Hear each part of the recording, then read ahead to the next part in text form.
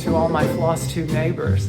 I'm Chris, and this is Xrossstitch, and today is Tuesday, September 21st, 2021, and this is my 19th Flosstube video. Thank you so much for joining me today. If you are a new viewer, welcome to my channel.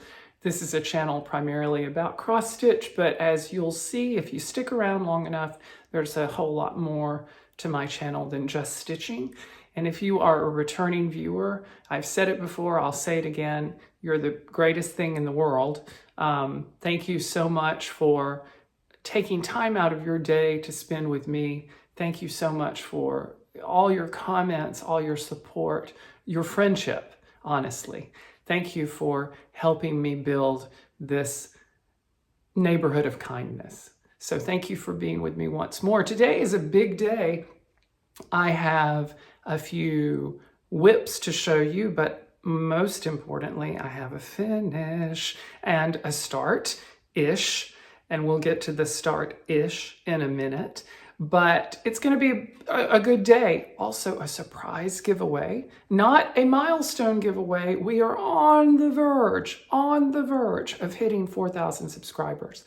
But today we're going to do another giveaway for a very special reason. We'll get to that a little bit later in the episode.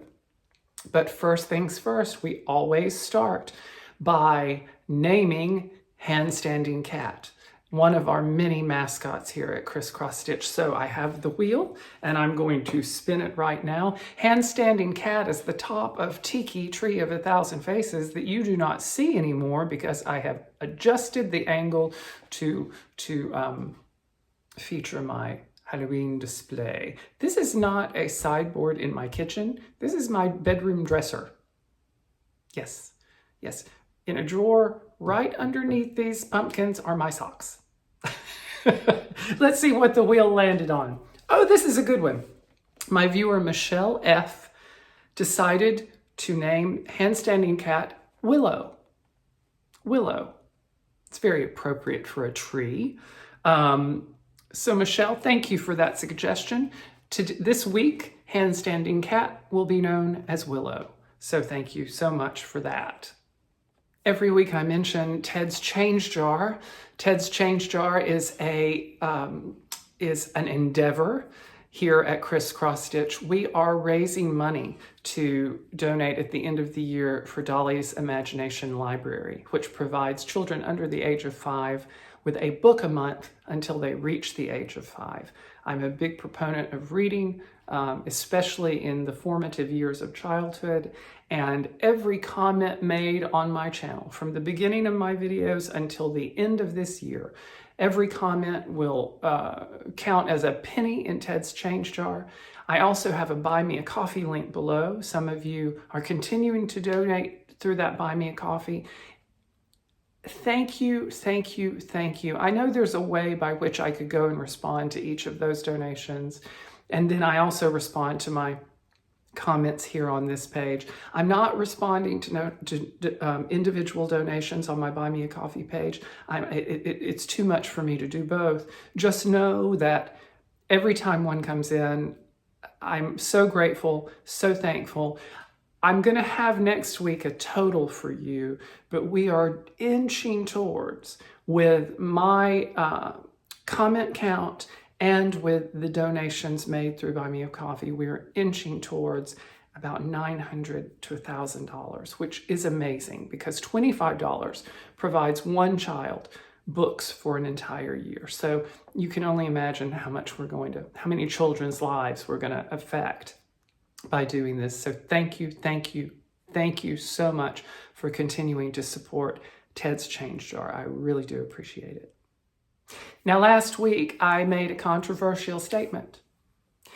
I was referencing the fact that two opposing fandoms can peacefully coexist. Star Wars and Star Trek, DC and Marvel. I can't think of another one off the top of my head, but another one that sprang to mind, me being from the state of Alabama, was Alabama and Auburn. Well, clearly, we have found the benchmark for what cannot peacefully coexist. I know, I know, I know, I know. So yes, those two can't. Just won't happen. Sorry. Some things, I guess, oil and water. I would never ever divulge which one I support. Having grown up in Alabama, Roll Tide, I would never want to, alienate any of my viewers, all of whom I love and are grateful for, Roll Tide. And I never would want to, to basically, endorse one over the other, Roll Tide. So I'm just going to leave it at that, Roll Tide. Now, on to the stitching. Ring the bell, ring the bell, ring the bell. I have a finish. I finished Halloween Cat. I'm so excited. This occupied the majority of my stitching time this week. And I'm going to very quickly insert a photo here of where I was with it last week. Halloween Cat is an amazingly fun stitch. And it is, of course, it's just an adorable pattern. So many of you have either stitched it or are stitching it or will stitch it, or have said you will stitch it. But this thing is deceptively large. When I chose this, I chose it along with Hilde's Hayride by Bendy Stitchy, an adorable little pattern, which I'll put a picture in here. Adorable little pattern. Halloween Cat and Hilde's Hayride were two smalls that I chose because I thought I was just going to be able to knock them out. Well, Hilde's Hayride is a small. It's a great small stitch, and it worked up very quickly. This is not a small. No matter how much negative space there might be in this chart, this is not a small. So this took longer than I thought it would. I'm going to put the beginning and ending dates below because I think that's cool for you to see. But this is Halloween Cat. I have ordered the frame for it. It is on the way. It's a custom frame specific for the sizes. And when I get it and fully finish it, it's going to sit right here. It's going to sit right here on my dresser. So ring the bell for Halloween Cat. I just love this pattern so much. This just makes me so happy. Look at that little kitten coming out of the pumpkin. I mean, could you just die? That's just adorable. So thank you, Satsuma Street. Thank you, Jody at Satsuma Street, for charting this amazing pattern. I love it. Finally, another finish. I announced earlier in the month that during the month of September, I was going to start 4 pieces, one each weekend, as my September starts. I started my Star Wars Dimension Kit, Luke and Princess Leia. I started my Mirabilia, Miss Cherry Blossom, which I will show in just a moment because it is a work in progress that I actually worked on this past week. My 3rd September start is Modern Folk Embroidery's Spirits of the Dead. This is a chart that is part of Jacob at Modern Folk Embroidery's Dark Crosses range. This is a quote from an Edgar Allan Poe poem, and I love it so very much. I started it, as you know, I worked with Jacob, and he inverted the chart for me and now for you because it is available on his website as a version of that pattern because I was going to stitch it on a piece of 32 count shadow linen by Picture This Plus.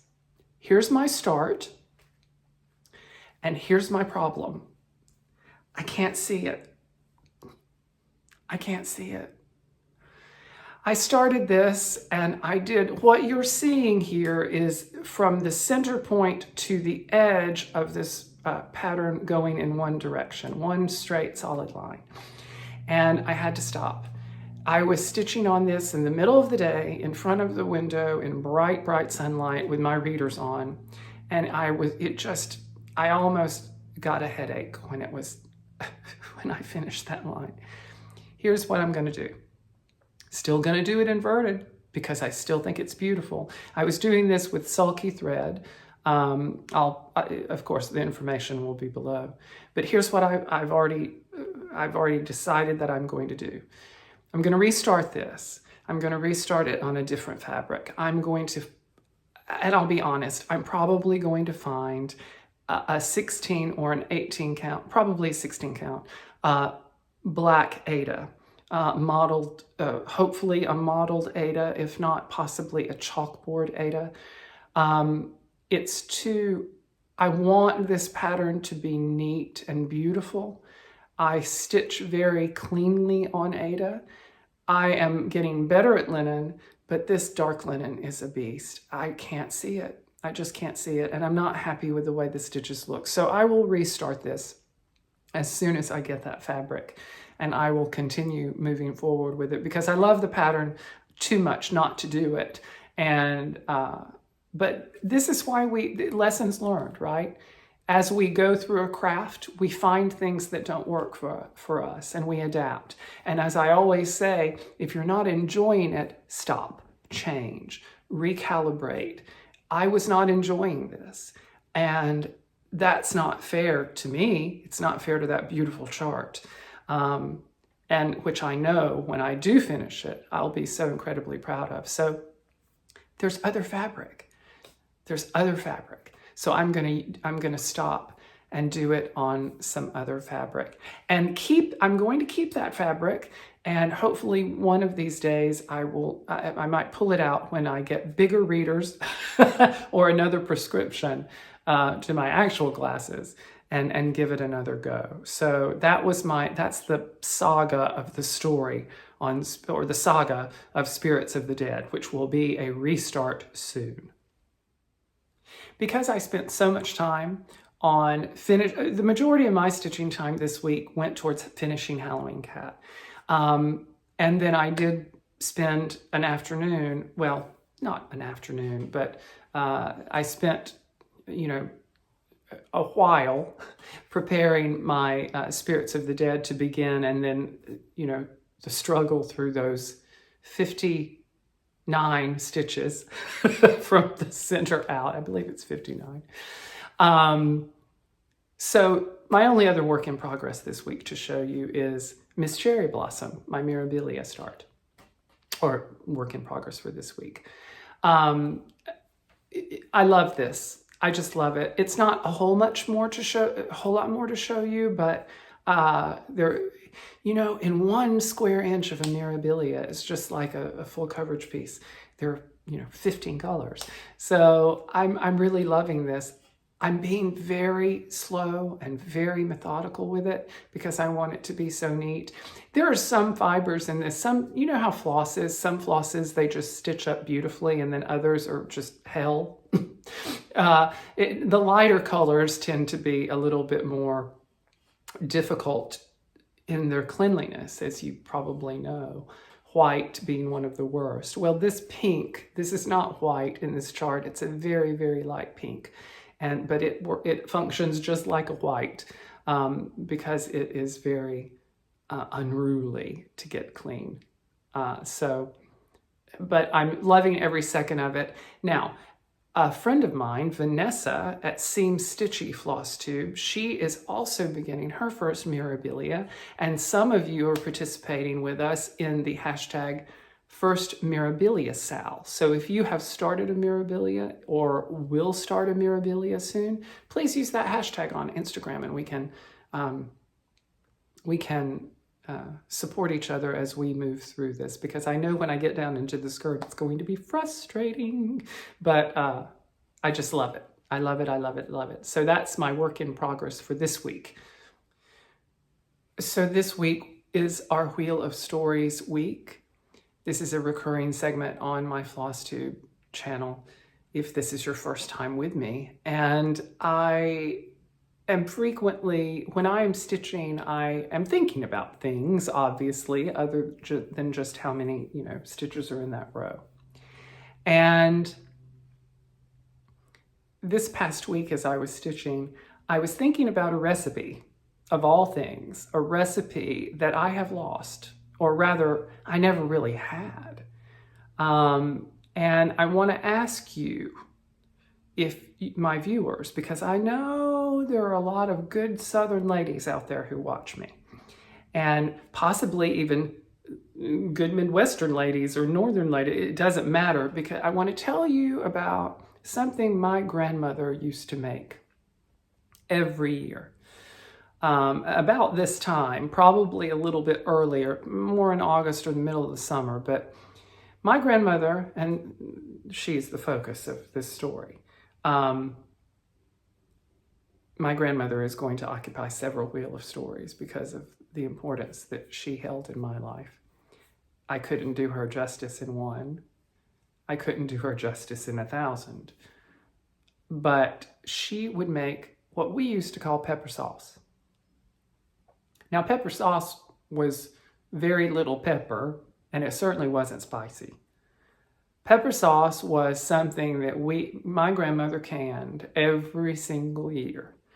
And it consisted of tomatoes, bell pepper, onions, white vinegar, sugar, and probably some other spices in there. But I don't have the recipe for it. So if you have a recipe for pepper sauce, send it to me, please. Please email me. I've been thinking about it for years and years and years, and I just don't know. I don't even know how to begin to make the proportion or to do it. But I want to try my hand at canning, and I want to make that pepper sauce. But let's get back to my grandmother. So she would make this every year. People in my hometown would bring each other produce frequently, because a lot of people, when I was growing up in the 70s, still farmed. And I'm not talking farming as their livelihood necessarily, but they had very robust gardens that they would keep and farm for their food, primarily their produce.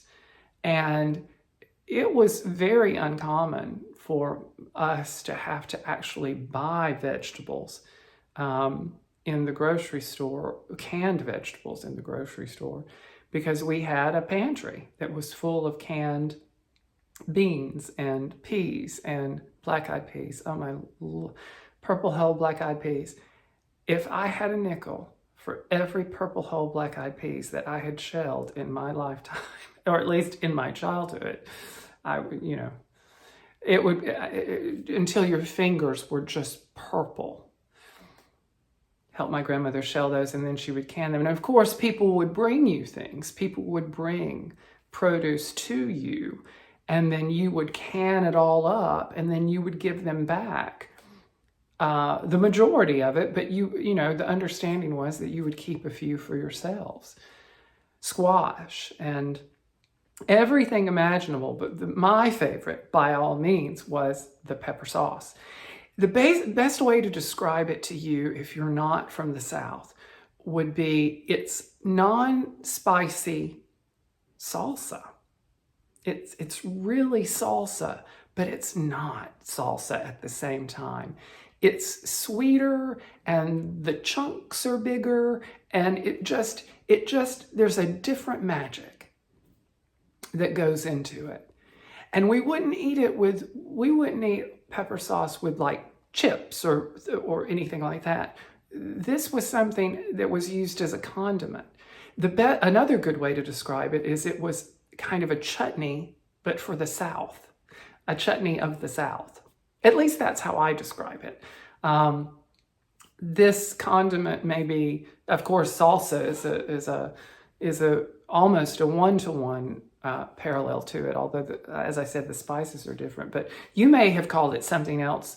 I mean, if you grew up in, Ohio, you might have had it too, just called a different thing. That's what we called it. We called it pepper sauce, not hot pepper sauce. That was something else. That also sat on the table. But that was actually what you put on your turnip greens. That was spicy. That was little, I guess, I don't think they were jalapenos. They were just little hot peppers. They might have been jalapenos. We just didn't call them jalapenos. They were green, dark green. No, they weren't jalapenos. They were little, watch, do you see my wheels spinning? If smoke starts coming out of my ears, little green peppers, but they were hot, hot, hot, hot, hot. My Uncle Jimmy used to open one up and take one out and just bite the tip of it off. And one.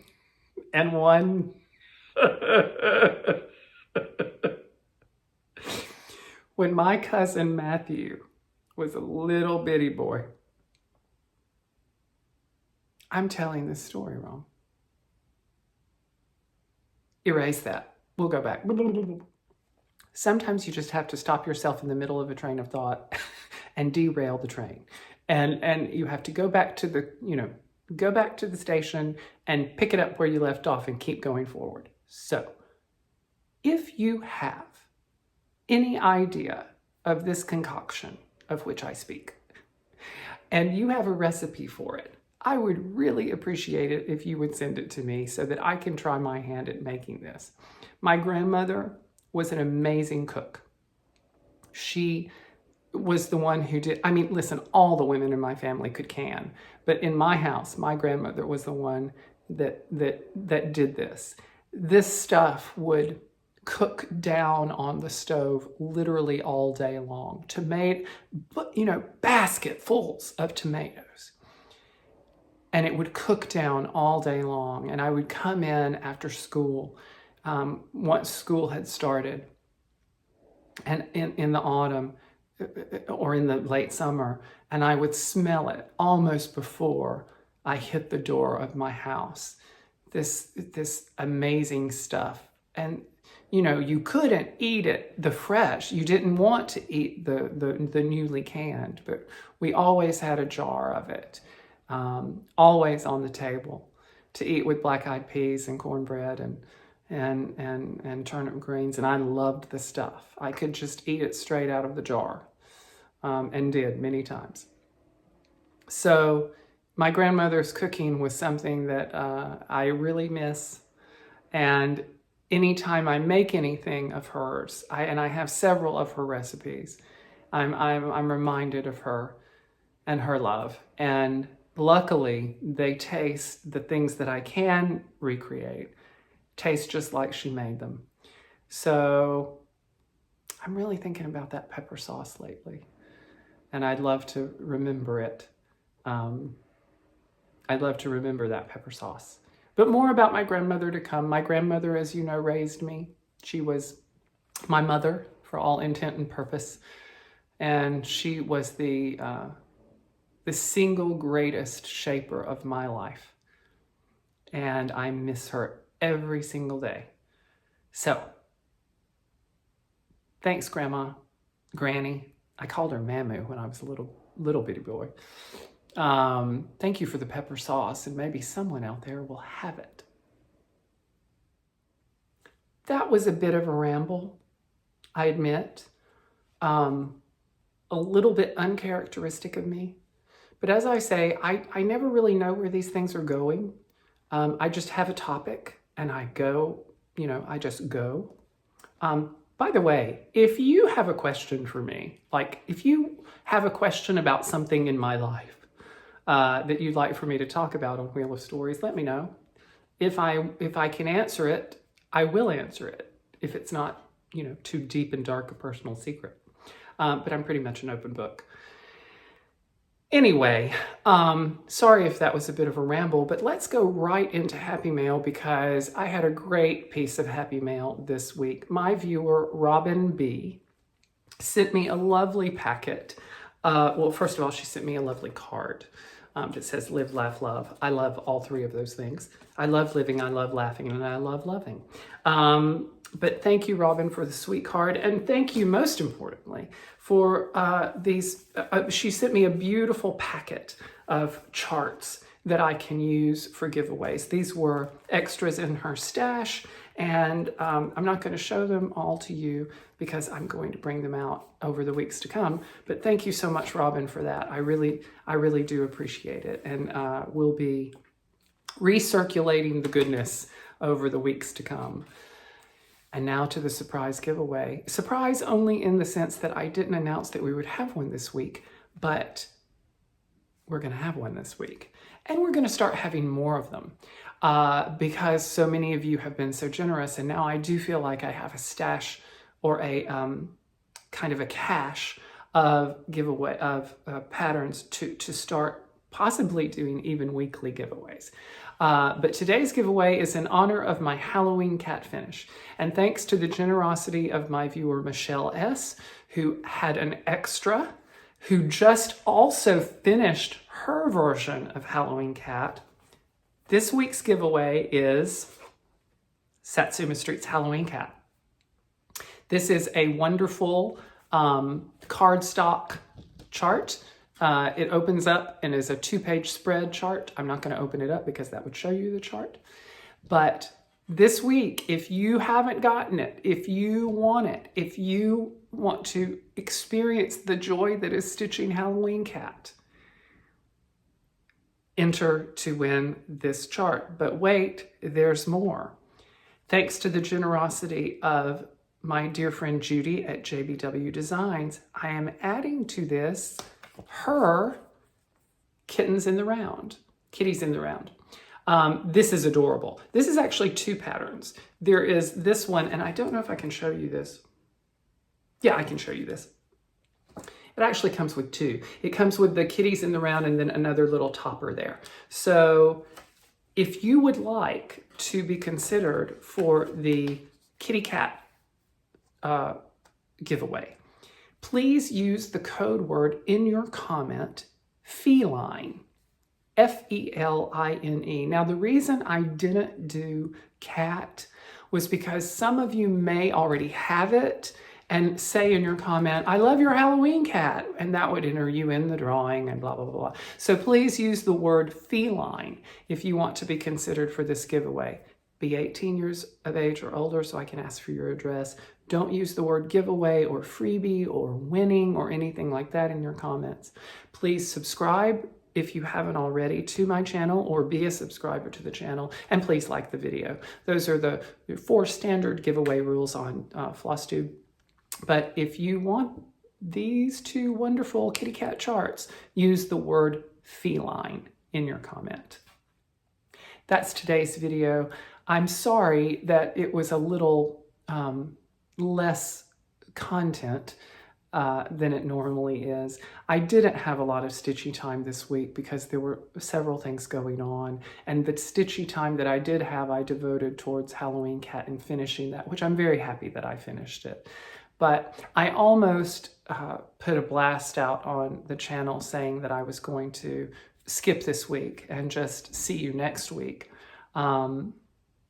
Because I do want to continue to have good videos for you to enjoy, and I felt like my Wheel of Stories topic was a little sketchy today. It wasn't enough to show you, and I thought about putting it off for a week, but then I just didn't want to. I didn't want to miss seeing you for a week. Because I really do, I do feel like I'm seeing you beyond this little cell phone. I see my viewers out there in your home stitching and having coffee, and I enjoy spending time with you. I really, really do. So I didn't want to skip a week, regardless of the fact that my story was disjointed and my stitching was minimal. So we're in it together, I suppose. Thank you so much for spending time with me. I hope I did keep you company while you stitched. I wish for you a very wonderful week ahead of stitching and whatever you may encounter in your life. I hope it is peaceful. I hope it is happy. And until next time, take care.